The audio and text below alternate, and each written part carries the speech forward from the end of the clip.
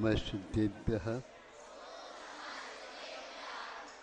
ओम नमः सिद्धेभ्यः। ओम नमः सिद्धेभ्यः। अहिंसा परमो धर्म की। आचार्य गुरुवर श्री कुंद कुंद भगवान की। आचार्य गुरुवर श्री ज्ञान सागर मुनि महाराज की। शिरोमणि आचार्य गुरुवर विद्यासागर जी महाराज की।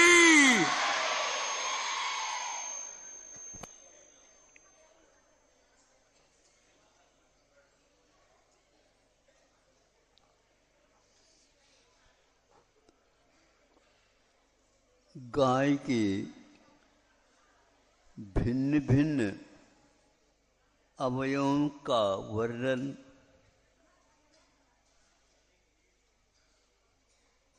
संतों ने अथवा कवियों ने खुल करके किया है और विश्वास दिलाया ये ऐसा क्यों, तो उसका स्पष्टीकरण भी उन लोगों ने दिया।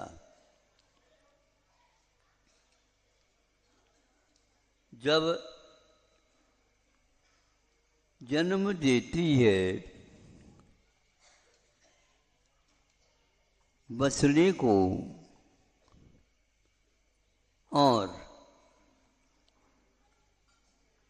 तब से वह उसकी काया के विषय में जो जीवन पर्यंत उसकी काया निरोग रहे, इसके बारे में वह क्या करती।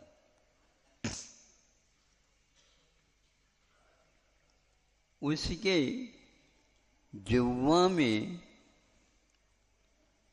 एक प्रकार से ऐसा रसायन है जो उस बछड़े के शरीर में कोई भविष्य में उत्पन्न न हो, इस प्रकार का रसायन उसकी रसना में रहती है। रसना में गाय के जीभ में रहती है। उसके द्वारा वह जब कभी भी उसको लोग कहते हैं प्यार, किंतु हम कहते हैं इसको चिकित्सा का एक रूप है। कौन देता है पशुओं के लिए चिकित्सा का रूप? नहीं दे सकता। जिसने जन्म दिया है उसने पेट में तो पाला ही है, किंतु जब तक वह बड़ा नहीं होता तब तक इस प्रकार के वस्तुओं से उसका संरक्षण, उसका विकास, उसकी सुंदरता आदि आदि आती चली जाती है। आज आप लोग इस विद्या को, इस विधि को, इस पद्धति को भूलते चले जा रहे हैं। विदेशी लेखकों ने एक लेख पढ़ा था, आपके सामने रखता हूँ आप लोगों की।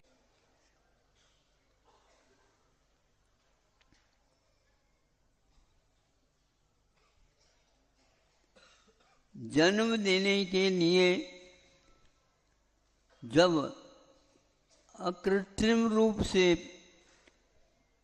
पेट में, गर्भ में उसका पालन पोषण होता है, वहाँ पर किसने चिकित्सा की विधि पहुँचाई?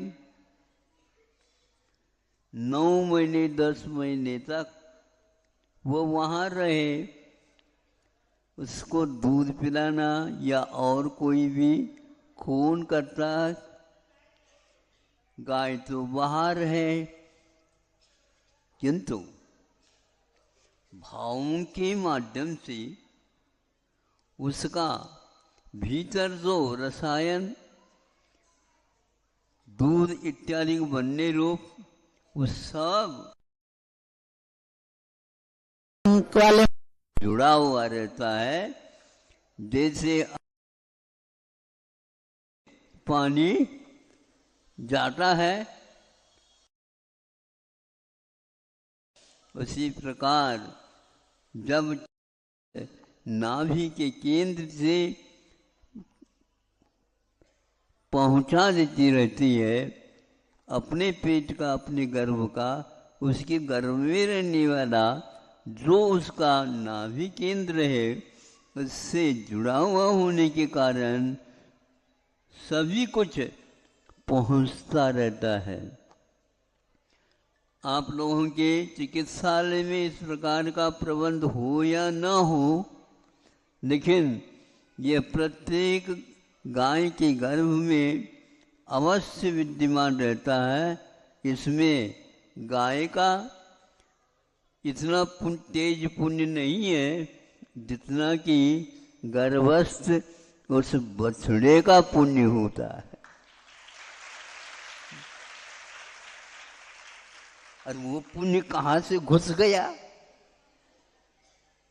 वो पुण्य घुसा नहीं, उसने अतीत काल में इस प्रकार किसी के ऊपर उपकार किया हो, उसका परिणाम वहाँ पर जन्म लेने से पूर्व से ही दवाइयों का भी प्रबंध, भोजन का भी प्रबंध, पानी का भी प्रबंध, और सक्रिय जगह है उसमें इतना बड़ा कैसा रहता होगा, बहुत आराम के साथ रहता है। और वैसे तो संकोच तो रहता ही है इतना तो, लेकिन फिर भी उसको नींद भी आती है, नींद की गोली भी पहुंचती रहती है, क्योंकि बच्चे के पालन पोषण के लिए निद्रा भी आवश्यक है। अब उस रसायन के माध्यम से उसके जिह्वा में इस प्रकार के विषाक्त भी वस्तु रहती है, उसके माध्यम से वहाँ उसको लाड़ प्यार जैसा कहते हैं, लेकिन वह लाड़ प्यार नहीं, वह चिकित्सा पद्धति है। उसके द्वारा वह सब जगह उस रसायन को पहुंचा करके, अब जब उसका जन्म होता है उसके जो ऊपर कवच रहता है उसको दूर कर दिया जाता है।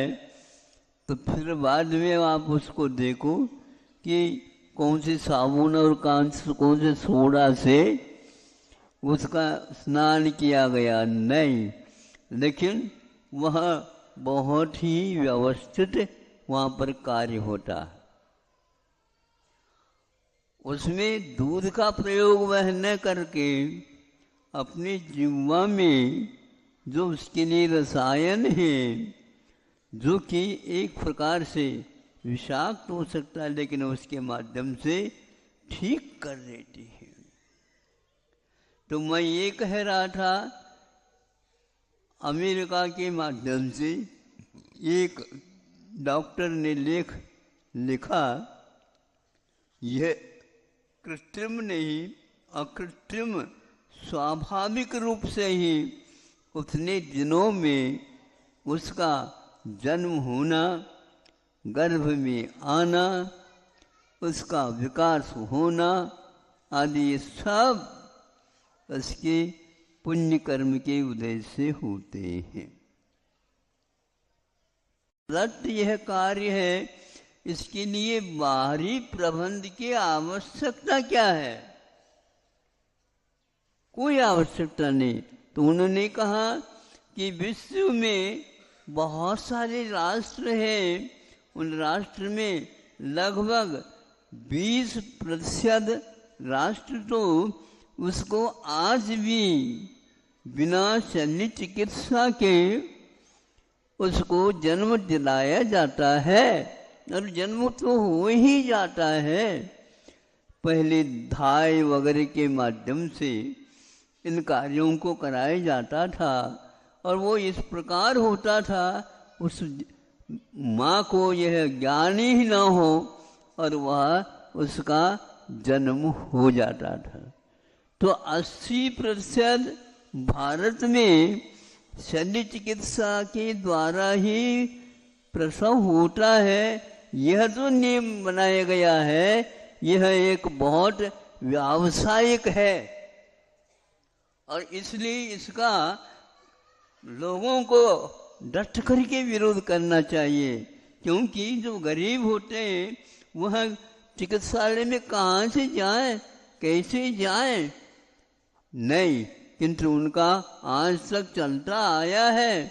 जंगलों में भी वह रहते हैं तो भी वह काम उनका ये एक स्वाभाविक धर्म है, ये प्रकृति प्रदत्त है, कर्मों के ऊपर आधारित है और अपने आप वह हो जाता है। बाद में जब जन्म होता है उसके लिए दूध अब कौन पिलाएगा? वह माँ पिलाएगी। दूध कहाँ से आएगा? जो खाता है घास वगैरह, अरे घास खाने से दूध कैसे मिलेगा? ये आप लोग सोचो। आप पैसे की ओर देखते हो, पैसे से क्या, पैसे में दूध है क्या? नहीं है। तो आप लोग इस ओर क्यों नहीं देख रहे हैं? तो 80% है ये एक प्रकार से उस बच्चे के ऊपर और वह बच्चे की माँ के ऊपर, दोनों के ऊपर इसका बुरा प्रभाव पड़ जाता है। लेकिन इसके बिना वह प्रसव